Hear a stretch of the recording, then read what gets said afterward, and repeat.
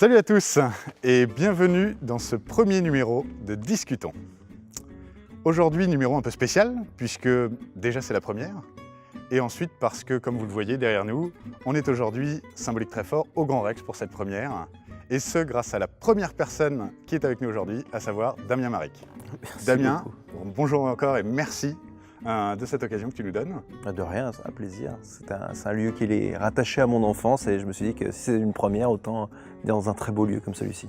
En tout cas, merci encore, puisque c'est une très belle opportunité que tu nous offres là. Donc Damien, pour celles et ceux éventuellement qui ne te connaîtraient pas, tu es entrepreneur. Oui, tout à fait. Ouais. Producteur. Producteur, de manière générale, de puisque tu produis tout ce que tu fais.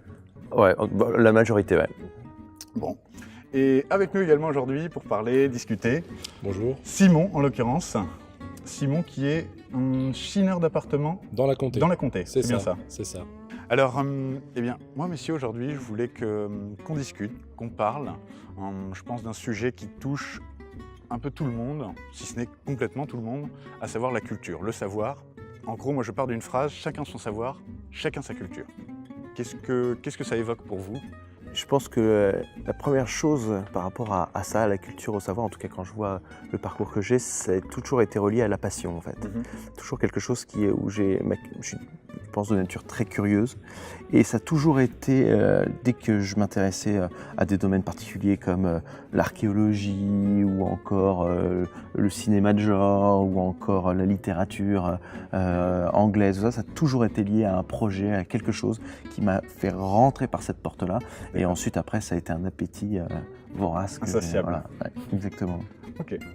Ouais, bah moi c'est un peu le même principe avec moins de concrétisation par rapport à ce dont j'ai rêvé quand j'étais petit, les choses qui m'ont amené vraiment à la culture que j'ai aujourd'hui, tu vois. Donc c'était à la base plus par ennui. Quand on s'ennuie, on a tendance à être beaucoup plus curieux forcément. Donc c'est ce qui m'a amené moi à la littérature fantastique, à la science-fiction, au cinéma, moins de genre parce que j'avais très très peur quand j'étais petit, donc moins de petits trucs me faisaient un peu flipper. Mais ouais, plus à développer mon imaginaire, et forcément l'imaginaire c'est ce qui après a plus ou moins défini la culture que j'ai maintenant, tu vois. D'accord. C'est ça. Et alors, si je vous dis justement, chacun son savoir, chacun sa culture, qu'est-ce que pour vous ça évoque ? Que ce soit en pensant à la vôtre ou à celle d'autrui, mais qu'est-ce que de manière générale ça évoque pour vous ? Ouais, il y a le mot expérience qui me vient en tête tout de Mhm. suite, le mot expérience. Je pense que une vie, c'est une vie d'expérience et ça forme un tout. Et je pense à ça. D'accord. Personnellement, ce que ça m'évoque beaucoup cette phrase, c'est que même si, alors autant on peut avoir des gens qui vont connaître beaucoup de choses sur beaucoup de sujets, on peut avoir des personnes qui vont connaître quelque chose ou beaucoup de choses sur un sujet par contre, mais ceci dit, c'est que dans tous les cas, on a une culture. Quelles que soient ces personnes, quelles que soient ces expériences ou ce qu'il aura appris, on a dans tous les cas une culture, on a l'inné et l'acquis bien évidemment, mais pour tout le monde, on a, aussi grosse ou petite soit-elle, on a dans tous les cas une culture de tous les côtés. Oui, bien sûr, de toute façon la culture, oui, c'est quelque chose qui est très personnel à chacun, donc c'est pas forcément en termes de connaissances globales et de quantité de culture générale que tu peux engranger. La culture, ça peut être, je sais pas, ce que tu connais de la plomberie par exemple. On est d'accord, C'est... complètement. Donc chacun a forcément une culture et un savoir différent. Après, on est tous en mesure je pense, de trouver des sujets de discussion communs, forcément, puisqu'on a tous une petite parcelle au moins, que ce soit sur un film, sur une musique, ce qui peut nous amener vers la connaissance d'autres savoirs que d'autres ont. Bien sûr. C'est pas très très clair, mais je pense que je vais essayer de développer un peu. développer un peu. Selon vous, une question déjà importante lorsqu'on parle de savoir, de culture, est-ce que vous voyez une différence entre le savoir et la culture ? Est-ce que... Fut un temps, il y avait aussi la personne qui connaissait, qui a des notions de culture générale, de choses comme ça, donc qui a une facilité à s'exprimer, une aisance à s'exprimer sur beaucoup de sujets. Je pense que c'est un petit peu comme écouter et entendre. On dit souvent on s'entend bien, ou j'ai entendu ce que tu me disais, et j'ai écouté. J'ai presque l'impression que écouter, c'est être plus attentif, et entendre, c'est comprendre. Je dirais savoir et culture. Si je devrais vulgariser la chose, je dirais que savoir, ce serait peut-être écouter, et la culture, ce serait d'entendre. C'est pas mal dit, c'est vrai. C'est une bonne comparaison, je suis assez d'accord avec ça. C'est vrai que nous, on en discutait un peu l'autre jour avec Simon, c'était que ça nous faisait le savoir nous faisait penser aussi à une sous-famille entre guillemets de la culture, puisque le savoir c'est ce qu'on va apprendre, c'est par nos expériences ou l'apprentissage, et ça fait penser évidemment à la partie acquis de la culture, c'est-à-dire tout ce qu'on peut acquérir par justement l'apprentissage et l'expérience. Oui, c'est ça. Est-ce que la culture vous définit selon vous? Est-ce que voilà. Oui, moi je pense que ça définit au moins une bonne partie de ce qu'on est. Puisque forcément la culture c'est ce qui nous a... Notre culture, ce qu'on a vécu, ce qu'on a appris, ce qu'on a lu, ce qu'on a écouté comme musique, c'est ce qui nous a forcément mené aux choix qu'on a fait, qui nous ont mené là où on en est aujourd'hui. Donc forcément oui, la culture nous définit en bonne partie. Et c'est quelque chose qui est en évolution constante finalement. Bien sûr, de toute façon. En fonction de ce que tu fais, de ce qui va se passer demain, des gens que tu expériences que tu vis. Par exemple là, demain, ma culture aura un peu changé, aura un peu évolué parce que j'aurais tourné ça aujourd'hui dans ce cadre-là, tu vois. C'est vrai, tout à fait. Qu'est-ce que tu en penses? Quand je réfléchis à ça, je repense à mon enfance, à mon adolescence. Je détestais l'école. Donc je me suis jamais senti intelligent. Et même encore aujourd'hui, je me sens pas plus intelligent que je ne l'étais à l'époque. Pourtant, le regard des autres sur mon parcours, ce que j'ai pu faire dans la vie, me disent « Ah Damien, c'est très intelligent ce que tu as fait. Voilà, tu es une personne intelligente. » Et pourtant, je me sens toujours la même personne que j'étais quand j'étais gamin ou quand j'étais adolescent. J'ai toujours été le même garçon curieux. Mais je pense que, voilà, peut-être que pour les gens, pour le regard extérieur, ils se disent, au vu de ce qui a été fait, au vu de ce qu'il a fait, il semble une personne intelligente. Je ne me sens pas plus intelligent, vraiment, que ce que j'ai été avant. Peut-être plus curieux, peut-être plus avide de connaissances dans certains domaines, mais pas plus intelligent. Donc, du coup, si tu veux, la culture, pour moi, ça paraît un petit peu bizarre ce que je vais dire, mais c'est comme si c'était une chambre avec plein de jouets dans laquelle je vais découvrir des choses. Tu vois, je vais dire, je vais jouer avec ça pendant un temps, je vais m'y intéresser, je vais apprendre des choses, et puis hop, je vais jongler avec d'autres choses. Et tout ça va former un savoir et donc une expérience. Et alors, je rebondis sur ce que tu disais. J'aime beaucoup d'ailleurs le côté imagé de la chambre. Tu disais que tu semblais être le même, entre guillemets, qu'avant, mais tu as quand même ressenti, puisque je voulais aborder cette question également, l'évolution de ta culture. Je pense que, en fait, l'évolution, elle vient du regard des autres, en fait, par rapport à ça. Je pense que si je n'avais pas peut-être réalisé ces projets-là, j'aurais été aux yeux des autres peut-être moins intelligent, une personne moins intelligente que ce que j'aurais été. C'est le regard des autres. Moi, au fond de moi, j'ai toujours ce même petit garçon, ce même adolescent, qui aujourd'hui réalise ce qui le marquait quand il était gamin. J'ai juste amplifié un petit peu mes connaissances dans certains domaines, parce que ça m'intéressait, mais c'est tout. Je me sens pas beaucoup plus intelligente qu'avant, mais beaucoup plus curieux, beaucoup plus avide de connaissances, mais c'est tout. Ok, d'accord. Simon, est-ce que... Oui, je suis d'accord. Je pense que de toute façon, quand on me définit comme intelligent, c'est comme tu dis, c'est les personnes qui sont extérieures qui te définissent comme intelligent. C'est ta réussite qui te définit comme intelligent, et ça veut pas forcément dire que quand t'as pas réussi, que t'es pas intelligent. Pour l'instant, j'ai pas réussi, je m'estime pas être comme quelqu'un de particulièrement idiot. En l'occurrence, je pense aussi qu'il y a des gens qui ont très bien réussi, qui sont pas particulièrement intelligents de toute façon. Donc, tout à fait, ouais. J'ai eu le mot politique qui m'est venu dans l'esprit. Entre autres, rien dire. L'économie, tu vois, je suis d'accord. Donc la façon dont on perçoit la culture des autres et dont les autres perçoivent notre culture, finalement, va donner un niveau, ou en tout cas donner... Oui, après ça dépend de la personne avec qui tu parles, de toute façon. Parce que chaque personne a des... Pardon. Non, vas-y. Chacun son tour. A des comment dire, des niveaux d'appréciation de culture. Tu vois, on a tous un petit curseur qui fait qu'on accepte plus ou moins certains types de culture, qu'on est capable de comprendre aussi. Quand tu es économiste, tu n'as pas forcément la même culture que quelqu'un comme Damien qui est dans la production et qui travaille beaucoup dans le monde de l'audiovisuel avec des gens qui sont peut-être plus sur l'imaginaire, qu'un type qui bosse dans l'économie, qui a une énorme culture économique, qui serait capable de te raconter l'économie depuis Babylone. C'est une forme de culture, et quand tu parles avec un mec comme ça, ton curseur va se déplacer un petit peu, tu vas être à même d'apprécier ou pas selon la personne qui te parle, s'il est intéressant ou pas aussi. Tu vas être capable d'apprécier sa culture et de déplacer ton avis, donc forcément toi ton avis va changer. Et de gagner un peu aussi toi en culture. C'est ça, pour le coup. D'accord. Je t'ai coupé. Oui, non, tu veux dire si tu veux, moi j'ai un comportement assez étrange, c'est que je vis vraiment dans mon monde, j'ai vraiment une bulle autour de moi. Et pourtant je me nourris énormément de l'autre. Donc je n'ai pas de jugement de valeur D'accord. qui est plus intelligent, tout ça. En fait, je me nourris de ce que peut apporter l'autre et j'essaie de partager avec l'autre quelque chose.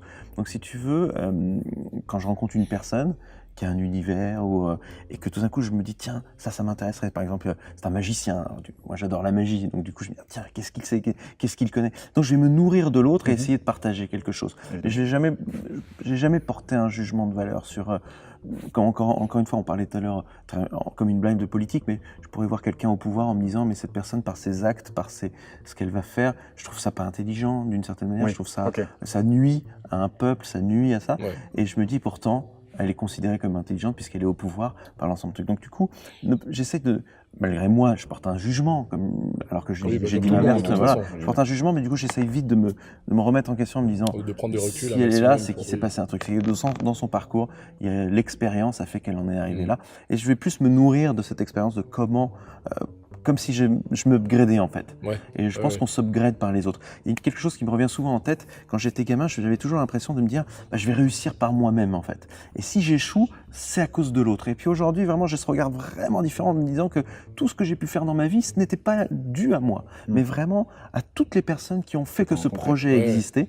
Et par contre, quand j'ai échoué, c'est parce que moi, j'avais pris cette décision de me dire j'arrête et donc je crée du coup une réalité, c'est-à-dire l'échec ou un résultat négatif. Donc au fond maintenant vraiment avec ce recul je me rends compte que tout ce que j'ai pu faire, la chance que j'ai pu avoir, c'était les personnes que j'ai croisées autour de moi qui ont fait que telle ou telle chose existe et que j'ai pu aller plus loin. Alors, je t'ai entendu plusieurs fois, enfin tous les deux d'ailleurs, vous avez souvent lié l'enfance à cette partie de culture, en tout cas à une culture que vous avez cultivée, enfin voilà. Est-ce que vous diriez que vraiment justement cette enfance, c'est... Alors si elle joue pas sur toute votre culture, tout au long de votre vie, en tout cas, est-ce qu'elle ne joue pas à l'apport que vous allez faire à cette culture tout au long de votre vie, si vous voyez ce que je veux dire? Ah bah si, l'enfance, c'est... En tout cas, moi, c'est la base de tout, absolument tout ce qui m'attire encore aujourd'hui, c'est des trucs qui, au départ, viennent d'un phénomène dans mon enfance, que ce soit les histoires que me racontait ma mère, ou les films que j'ai pu voir, ou les trucs que j'ai pu lire, ou même les dessins animés, ou quasiment tout, ça vient de ce prime apport-là, tu vois. De ce que... C'est ça. Des expériences que j'ai eues quand j'étais enfant, des rêves, de l'imagination, ce qui m'a fait un peu m'évader, de même mon environnement, tu vois, immédiat. Qui fait que tu es curieux, que je suis curieux, qui fait aussi que je vais vers certains types de films, ou de livres, ou de littérature, que je préfère la science-fiction et la fantasy, par exemple. Ça vient pour grande part de mon enfance. D'accord. C'est effectivement exactement la même chose, c'est que tout ce que je fais aujourd'hui est relié complètement à des souhaits d'enfant. Tout ce qui aurait pu être... je vous le racontais tout à l'heure, quand on a fait le concert d'Annie Elfman, Tim Burton ici au Grand Rex, il y a 25 ans auparavant, j'avais 10-11 ans, j'étais assis à peu près au balcon qui est là, j'avais le vertige parce que c'était assez haut pour moi. J'ai vu le film Batman, le lendemain je revenais avec un magnétophone, j'avais enregistré ça, je me suis dit plus tard, soit je serai compositeur, soit je ferai en sorte de partager ça. Et 25 ans plus tard, je produisais avec mes associés le concert. Donc vraiment, tout ce que je fais aujourd'hui est lié à toute la culture que j'avais étant gamin. Tout ce que j'ai magasiné. J'ai vu Sherlock Holmes et Jack l'Éventreur, un téléfilm, hop, j'en ai fait un jeu de société plus tard. Tout est lié à ces souvenirs d'enfance et donc du coup à une dynamique, à des émotions, à des souvenirs qui font que j'ai une énergie que je retrouve en fait, la même énergie que j'avais quand j'étais gamin en découvrant telle ou telle chose. Ouais, ça c'est très beau effectivement. Et alors là aussi j'arrive à recroiser vos discours. Donc en gros vous diriez vraiment que l'enfant que vous étiez a influencé, si c'est pas votre culture actuelle, c'est en tout cas la façon d'appréhender la culture finalement. Oui, mais je pense que c'est le cas d'à peu près tout le monde. Tout le monde, tu me diras. Et est-ce que vous diriez alors que la part de rêve de chaque enfant justement définit ou aide à t'orienter vers cette culture? Vers ces cultures? Il y a l'environnement aussi qui compte énormément. Ouais, je me souviens, j'avais une énergie débordante. Je n'aimais pas l'école, donc j'étais un petit peu en retrait. Et je me souviens, à l'âge de 12 ans, une conseillère d'orientation, une mauvaise personne, mais qui à un moment donné, quand on m'a demandé quel métier je voulais faire, je lui ai fait une liste de tout ce que je voulais faire plus tard. Parce que pour moi, je me dis, je veux être écrivain, je veux faire ce genre de choses, faire du jeu de société, faire du jeu vidéo. Enfin, je lui ai donné ça, et puis elle simplement dit que ce n'est pas possible de faire autant de métiers. Je n'aurais pas le temps, je n'en ferai qu'un seul. La mangeuse de rêve. Et sans le vouloir, je pense, elle m'a fait rentrer dans un état vraiment cathartique, j'étais triste, j'étais malheureux. Et pendant un long moment, jusqu'à 16 ans, donc ça a duré 4-5 ans, je me suis dit que je n'avais plus de raison et je n'ai aucun souvenir, bizarrement, de ce moment entre 12 ans et 14 ans, de m'être intéressé à des choses liées au divertissement, contrairement à avant, où tout m'intéressait. Et à 16 ans, quand j'ai compris qu'il était possible de faire toutes ces choses-là, et à ce moment-là, j'ai commencé à me réintéresser au cinéma, à la musique et tout ça. Mais j'ai eu une période entre 12 ans et je dirais 16 ans où je me suis assez enfermé. De passage à vide. De passage à vide, où je me suis enfermé dans un monde qui était la lecture et tout ça, mais j'avais plus de passion. On peut remercier ton infirmière de ton collège. Mon conseillère d'orientation. Conseillère d'orientation. Ils ne sont pas vraiment formés pour éduquer les gens à dire tu vas pouvoir faire plus ou moins ce que tu as envie si vraiment tu te donnes les moyens de le faire. Elles sont plus là pour te donner une orientation, pour que tu aies un métier, une stabilité. Mais comme quoi, tu vois, l'environnement, clairement, on peut avoir énormément de rêves. Si une personne, si les parents, si les amis disent mais non, c'est pas possible, tu vas pas y arriver, tout ça, si on donne du crédit à ça, du coup, on crée une réalité pour nous. Et c'est ce que j'ai créé en fait. Donc du coup, ça a annulé. D'une certaine manière, je pense que cette personne, elle avait envie parce que j'étais pas bon à l'école, que je me spécialise, que je me surpasse. Et au final, elle a fait l'inverse, puisque au fond, je me suis dit, étant donné que je vais faire un métier, toutes les matières qu'il y avait, la chimie, ça ne m'intéressait plus. Parce que je me suis dit, bon, à la limite, à l'époque, ça pouvait m'intéresser parce que Sherlock Holmes faisait de la chimie. Donc, je me suis dit, tiens, je vais m'intéresser à la chimie. La musique, c'est intéressant parce qu'il y a John Williams qui était compositeur. Donc, ces matières m'intéressaient encore. Mais quand on m'a dit que je devais choisir un métier, tout cet accès à la culture, au final, à ce savoir, ne m'intéressait plus. Et je pense que j'ai eu une période entre, vraiment 12-16 ans où vraiment c'était catastrophique à l'école, mais vraiment catastrophique. J'avais des notes effroyables, j'avais avertissement de travail, avertissement de conduite parce que je voyais pas d'intérêt. Et encore, je ne lui jette pas la pierre parce que du coup, ça a été peut-être beaucoup plus fort quand j'ai compris que je pouvais par la suite réaliser tout ça. Ouais. Donc au contraire, ça a décuplé 4 ans de vie où j'étais plutôt enfermé sur moi-même. Là, ça l'a décuplé, ça a créé une force. Et au niveau de l'expérience, de l'environnement, donc, qui est quand même assez important finalement pour le développement de la culture, finalement, toutes les choses que l'on croise, toutes les expériences qu'on a, qu'elles soient bonnes ou mauvaises, nous font grandir finalement, nous apportent quelque chose donc pour cette culture. Oui. Bien sûr, bien sûr. De toute façon, naître au milieu de nulle part, dans la montagne, dans un désert, tout ça, forcément on n'a pas accès, on a accès à certaines choses, mais on n'a pas accès à des musées, on n'a pas accès à plein de choses. Donc au final, c'est vraiment l'environnement déjà social, familial, parce qu'aussi, d'une certaine manière, la famille aussi, si on voit qu'ils sont éduqués, qu'ils s'intéressent à des choses qui vous donnent le goût de la lecture, le goût de la littérature, de la musique, tout ça, déjà ça ouvre de la télévision, ça ouvre des portes. Et puis à l'inverse, quand on est complètement isolé dans un microcosme où il n'y a pas d'accès à rien, il y a Internet, il y a tout ça, parce que pour moi aujourd'hui Internet c'est un accès à tout, d'une certaine manière, forcément on se sent un petit peu plus démuni. Et encore, est-ce qu'on s'en pose la question si on est démuni? Je pense pas qu'on se pose la question, on se dit à savoir quel est notre qu'on se crée nous-mêmes. Je suis d'accord, et puis justement, et je rebondis sur le fait que la personne qui va naître entre guillemets au milieu de nulle part va justement se créer son propre savoir et ses propres croyances. Tout à fait. Il va développer son propre imaginaire par rapport à l'environnement immédiat. Et au fond, l'humanité est basée sur ça, quand on regarde. Si on prend l'histoire de l'humanité, l'homme, les peintures, les étoiles, sa manière d'enterrer ou de brûler un mort, il y a plein de choses. La religion, toutes ces choses-là, elles se sont créées. Tout à fait. Des cultures. Alors c'est effectivement plein de sous-sujets, de sujets sous-jacents à la culture qu'on abordera, je pense, durant une autre émission, parce que c'est vrai que ça en fait beaucoup. Là on était sur vraiment un thème très large sur la culture, le savoir, la façon de l'appréhender, etc. Mais bon, c'est vrai que le temps passe vite. C'est vrai. Et quelque chose, alors avant de terminer cette toute première émission, je voudrais qu'on prenne l'habitude, nous, avec les invités qu'on a, c'est de leur demander à chaque fois une phrase, un principe, un élément de vie, quelque chose que vous respectez et pourquoi vous appréciez cette phrase, ce principe, cette citation. Voilà. Est-ce que... J'en ai une qui est toujours là, gravée, qui revient tout le temps, c'est « Et ne pas, quand la mort viendra, découvrir que je n'ai pas vécu ». Tu trouves qu'elle parle d'elle-même ? Je pense que elle me motive en tout cas. À chaque fois que j'y pense, je me dis, est-ce que en regardant en arrière, si demain la mort venait me chercher, est-ce que si je regarde derrière, je peux dire que j'ai été heureux, que j'ai vécu, que j'ai fait ce que je voulais? Et à chaque fois, je me dis, j'ai l'impression d'avoir fait ces pas qui m'amènent à ça. Et je pense que c'est quelque chose qui est hyper important, qui est gravé en moi. Et voilà, je me dis souvent ça.